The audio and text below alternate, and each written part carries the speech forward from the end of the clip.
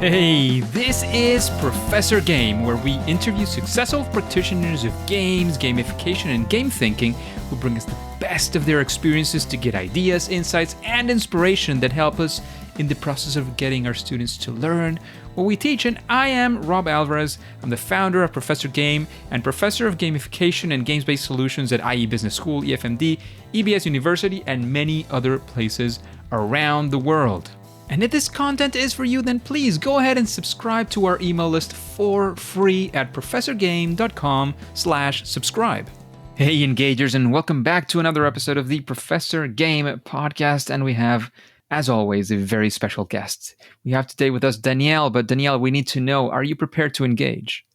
I am. Let's do this. We have Danielle Meadows-Stinnett. Is that a good way to say it? Yes, Meadows-Stinnett. Amazing. So she is the owner of Octane Design Studios, a 13-year-old branding and identity firm based in the heart of Bluegrass. She's a creative, recently certified prompt engineer, podcaster, strategist, wife, and mama of 3. She's also a lover of Italian cuisine, chai, cosplay, comics, and retro gaming. Another reason to be here, definitely. And as a third-generation entrepreneur, she is an advocate for non-traditional education, leading online meetups and workshops of DIY marketing. And her latest education platform, Q1 Essentials, is a gamified digital market cohort to help beginners enhance their digital marketing skills before the first business quarter of the new year.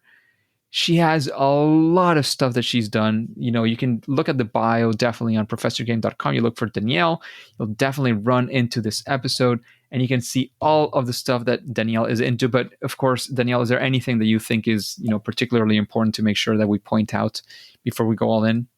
No, I think you nailed it practically all. I'm just super excited to be here and play. Amazing. Let's do this. So, Danielle, if we were in your shoes, if we were to be you for a day, a week, I don't know, whatever you want to go for, what would that look like? What would that feel like? We want to be, sort of there and understand you as much as we can. Sure. A good reflection may be a reference to a video game. Think about Wreck-It Ralph. That's a great way to kind of nostalgically think about what I do every single day. I'm picking up rubble. I am moving it from one pile to another and exploring new worlds, as Wreck-It Ralph would say. It's really kind of not as really a complex situation as it might be. Every day I wear a different hat, right? I play a different character every day. I feel like, as a mom, as a podcaster, as a person who teaches. Also from a business standpoint, in being a CEO of a company across 5 countries, it's really interesting to have that multicultural aspect. And I wake up to it every single day, ready to play. That sounds very exciting. And talking about being ready to play, we always like to start sort of strong with this question. And it has to do with failure or first attempt in learning, your favorite fail moment. Of course, obviously, the better, the closer to games, gaming, retro gaming, especially if it has to do with a gamified platform that you have or how you did that. We want to be there with you because we want to take away some of the lessons. We want to take that experience that you've had with it and see what we can take away and perhaps use in our daily lives. Absolutely. What better example than our gamified cohort, Q1 Essentials? We first started this several years ago, 3 years ago to be exact. And when we first started this cohort, the gamification was not an element. When we say cohort, it literally is an online space where you both learn courses, but also have a community backing, if you will. And so I had set up this community. I had done really well, I thought. And as I slowly get further into Q1, I'm noticing like my sales and my pitch and just the platform itself just wasn't all in sync or wasn't all like saying all the same things at the same time. I really needed to go back to a level of what my messaging was. And so what I ended up doing after kind of losing a bit from Q1 was going back and restructuring it entirely. So I literally gutted the whole thing and decided I'm going to build it in a different way. And I want to keep it gamified so that it obviously is on brand for us, but even more so, we learn, in the way that I've built my life and my family is in around the strategy of play. And I absolutely love the fact that I can use the strategy of play to kind of help other people through figuring out and answering problems in and around digital marketing. And that's exactly what we ended up doing as a team. It started out with just me teaching some small things. Then it grew to a team of 6 very quickly. So there's 6 different people teaching these courses. And now it's more than me.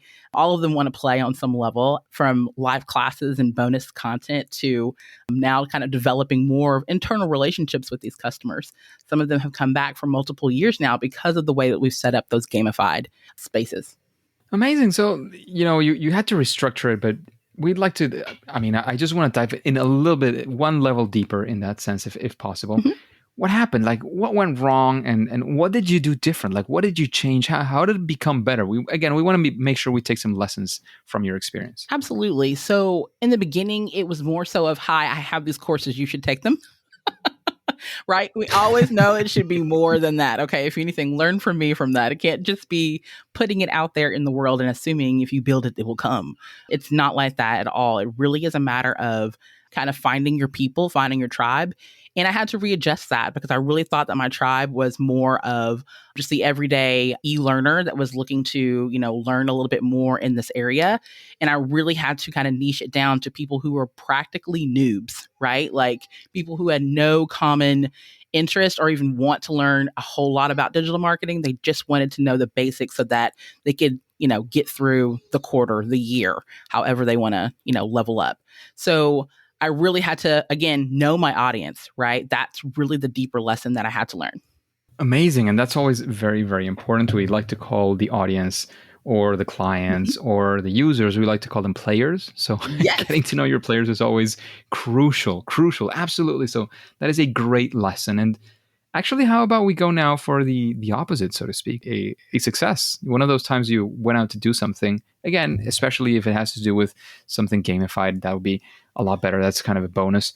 And, it's a proud moment. Do you want to sort of show off and say, well, this is what happened, this is what we did, and this is what we perhaps did right, or what we think we did right to get to this? Absolutely. So again, I brag on Q1 because this was literally just a nag. This started out as a nag, someone who just told me repeatedly, hey, how do you solve this problem?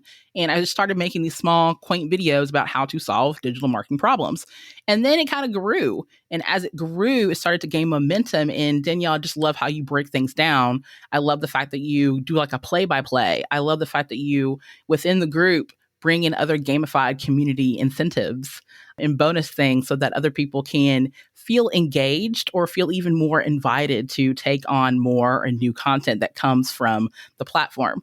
So this is something that I'm definitely celebrating now, because now we have a whole team that actually from different parts of the world that all teach on different topics in and around digital marketing, all women. I love the fact that this platform has continued to grow in numbers. And I love the fact too that people want more from us. Like people actually enjoy taking the courses more than just taking it just because they, they want to play. People are excited about wanting to play with us. And I think that's been such a game changer for how we started into how we are now.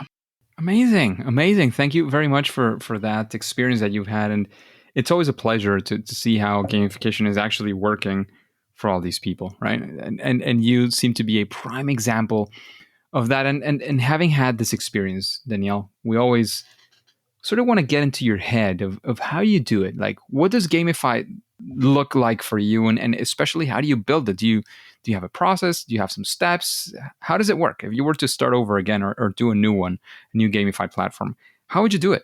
This is a great question. Some of the things that have helped me, obviously, is scope. How far deep do we want to go down the rabbit hole, right? At what point do we let the user just play? And at what point do we become their guide, right? We talk about being a guide in the user journey and the client journey and the player journey. How much of that is initiated by us and how much is initiated by themselves? Those were some of the bigger questions that we had to ask ourselves in the process. What I've gotten better at refining is really kind of understanding where people get stuck and how we can better help them get unstuck. And that came from several different levels of beta, of surveys, of just getting people better acquainted with who we are and how we can help them. So those are the several different stages that we had to go through to kind of get to this type of end result. But what I always kind of come back to always, and I think that's the heart of any type of level of gamification, is the why, right? Why? Why is it so important? Why is it so important that these particular groups of people come to us? And that kind of helps me better scope and also helps me better further my messaging, right? Our reasons as to why we do the things that we do. Sounds amazing. Thank you for sharing, that thought process that you have, Danielle. That's absolutely amazing. Thank you so much. Mhm. And now that we've discussed your process, I'm sure you've run into many of these in different ways or manners. What is one of those best practices that you've run into? Something that you say, well, if you do this, at least your gamified project will be a little bit better. Obviously, it's testing it out, right? It's knowing that audience, fine-tuning who actually will work with you, right? Like, I feel like there's a level of, we talk about, beta testing and testing in general, things along those lines. We create a lot of questioning options. Like, we really ask questions like, what is working for you? What is not? We also allow opportunities for people to kind of play. And that's really important too. Here is a specific platform that we just kind of want you to try out. Give us your feedback. What worked for you? What didn't? That's a great way for us to kind of engage and gauge what actually works for the people that we want to target the most. That is definitely a best practice. Definitely a very important thing to do. Engagers, keep that in mind. And Danielle, you've heard many of the questions now. You kind of know what we're after, what we're doing here. What is the vibe of the podcast? Does somebody come to your mind that you say, well, I'd like to hear this or that person answering those questions on Professor Game, sort of a future guest in a way? Oh my gosh, like all the women developers, let's go. Pick a number. There's so few of us out there who are in a place where they feel like they are positively sharing, their processes. For a lot of women, and I'll just say in general, even overall, like developers of any kind, sometimes we kind of feel stuck in our fishbowl. And we feel like we can't, be encouraged or empowered enough sometimes to kind of share the knowledge base that we have. And I really just kind of squash that, right? We're going to go back to Wreck-It Ralph and just smash all those walls. We don't need it. We don't have to have that type of mentality. It's really cool to see a community that's so vibrant in gaming, whether you're playing classic games or you're playing the latest. The strategy behind play, right? Like all the things that we go back to in our initial thoughts and feelings around gaming, you can harness that magic and still use that as an empowering lesson to continue to share your wealth. We love that saying, each one teach one. Absolutely. And I couldn't agree more, but I'm still going to press you. If you have any name that comes to your mind, it would be amazing. Okay. Let's see. Oh my goodness. Where do I start? There's a lot of female developers out there. There is one specifically that I follow. Her name is Kennedy. She's actually on TikTok a lot.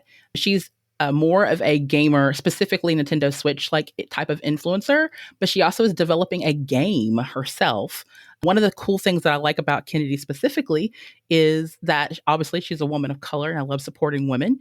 And I love the fact too that she makes everything look super accessible. So I really am excited about Kennedy and the things that she's been doing specifically around her build. Amazing. Thank you very much for that recommendation. We'll try to see if maybe we can reach out and have her on the show, and definitely call you out and say, well, Danielle, maybe you want to listen to this episode. Yes. At this point. And Danielle, you've recommended a guest for the podcast, and thank you for that.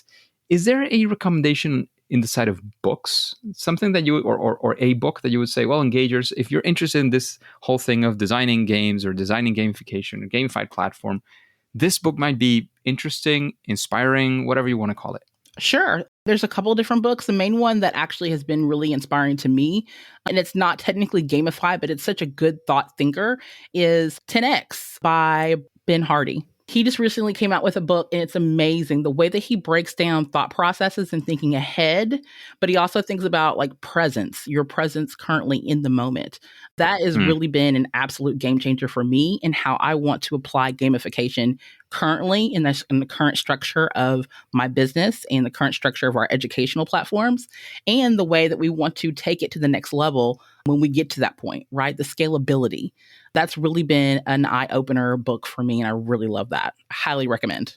Amazing. Great recommendation. I've heard a lot about Benjamin Hardy, but I have to confess I still haven't read any of his books. Oh man, So 10x is maybe better it than comes to my list 2x. now. That's it. That's the phrase. That's the book. It's amazing. It blows my mind that he continues to, and he's been at this for a long time. So this particular book is Yeah. one of several published works that he's done, but the thought process behind this book has really helped level me up personally as a professional. And talking about leveling you up, Danielle, what would you say is your superpower? That thing that you do better than most other people? I think it is scalability. I think that's been kind of my ability to take a small idea of something and immediately be able to scale it to maybe some t-shirts and a flyer, to being able to take an idea or concept about a game and completely brand it out with a full trailer and a YouTube channel and all the things. I love the fact that I can take something very small and turn it into either a community that can help support it. So that's really what I feel is my superpower. And it sounds like a very useful one for sure in this business. Yes, right? Especially anywhere in the game industry. Someone has an idea, they want to take it up to 10 very quickly.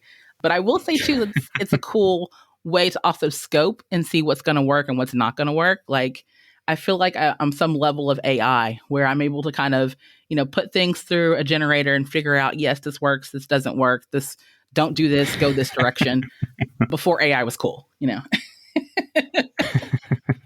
Sounds very cool. So yeah, there you go. There you go. And Danielle, we know you're into retro games, so this might be a little bit of a difficult question. What would you say is your favorite game? Ooh. Okay, well, I have a saying that life is more like Tetris and less like Mario. So I'm going to say that probably Tetris is my favorite game because it really is such a reflection of my life, putting the right blocks and the right pieces in place so that you can level up to the next place. Amazing. Amazing. So, Danielle, it seems we do have some extra time before we end the interview. So I'm going to bring up one of the random questions from the audience. All right. All right. And of course, I did vet these before the interview to make sure that they make sense for you in particular. So let's see. Okay, here it comes. What do you tell someone who says, we are doing serious things here, no time for fun and games? Ooh, I would say the best way to learn is to play. That's really what my motto has been, especially with me being a mom with kids that's completely gamified at home. We're the family that plays the board games. And for many of those board games, we've had a lot of serious conversations that's helped kind of bud some different thought processes and maybe even some new life directions just by playing a game. Well, let's think about. Yeah, I love your answer. I mean, don't get me wrong. I'm just trying to, because I've been in this situation more than once, and sometimes to a certain level of success. Other times it's been a first attempt at learning for sure. So you're sitting in front of this very serious, CEO, COO, chief learning officer, who says this kind of thing. And when you say the children part, I completely agree. But they say, yeah, well, but here we don't have children. We have these workers, and they need to fall in line or be disciplined, or you insert the thing that they're trying to say in that phrase. How would you sort of come back to something like that? Sure. I've actually recently been in a conversation with someone who says, hey, I really like what you do, but I'm not really down with the gaming. How does that help? How does that work? And I have to kind of go back again to that kind of example. Think of us as that automatic AI. Like we're really processing tons of thoughts, information in a short amount of time and turning it around in a way that is formatable to you. So I think in a lot of ways, we can think ahead. We can process ideas in a way that's a little bit different than the conformity of maybe some corporate settings, and allow a lot of people to kind of access us in a way that provides the information that they want, but not necessarily always in a formal context. So I like the flexibility. I love working with people from all different backgrounds and scopes of life. And I think that also allows us a way to shine because we are not always fitting that mold. Absolutely. I love it. I love it. Thank you very much for jumping in on a random question like you have today. Is there anything you want to say, before the end? I know we ask many questions, but there's always something else that our guests want to say. What will be that thing or things that you would want to say before we end the interview? Sure. I love the fact that this has been such a cool platform for talking about gamification. Rob, I love all the episodes prior to this one. I've been listening, so it's been really cool to be able to have the opportunity to actually be on the show and not just listen. So thank you for that opportunity. And then also too, like Q1 Essentials is happening right now, November through January. Check it out at q1essentials.com. Absolutely, absolutely. And that was the other thing I was going to ask from you. Is there anywhere you want to lead us besides from that link you just mentioned? I don't know, social media where we can find out more about you, about your projects. I don't know, wherever it's your time, it's the time for you to, promote whatever you want to promote at this point. Okay, awesome. Well, you can definitely find us online at lexoctane.com, where we love to talk. Instagram is our space of choice, which you can always follow us at Octane Designs with an S. And of course, our podcast, all about women in tech, women creatives, can be found at mtgthepodcast.com. Not MTG for Magic the Gathering, although that was a very clever play on words that I personally love. When I saw it, the first thing that came to mind was Magic the Gathering, for sure. I love it too. It's like a little play on words, but definitely for more than graphics. You can check us out there as well. But yes, LexOctane.com is the main place if you're interested in hiring. And of course, Q1 Essentials, our digital marketing cohort that starts November 1st, is available at q1essentials.com. Amazing, amazing. Thank you again for all of the experience that you have shared, all of the knowledge, all the things that you've done, that you've failed, that you've recovered from, the successes that you've had on the podcast. However, Danielle and Engagers, as you know, at this point, after having all of these amazing experiences from Danielle, at least for now and for today, it is time to say that it's game over. Hey, Engagers, thank you for listening to the Professor Game podcast, and I hope you enjoyed this one with Danielle. Do you have questions that you would like to ask to future guests? If you do, please go to professorgame.com/question and ask your question. If it is selected, it'll come up in a future episode and you will get your answer live with a guest who doesn't even know the question is actually coming. And of course, remember, before going on to your next mission, if you haven't done so already, please do subscribe or follow, whatever that looks like, remembering that it is for free on your favorite podcast app, and listen to the next episode of Professor Game. See you there.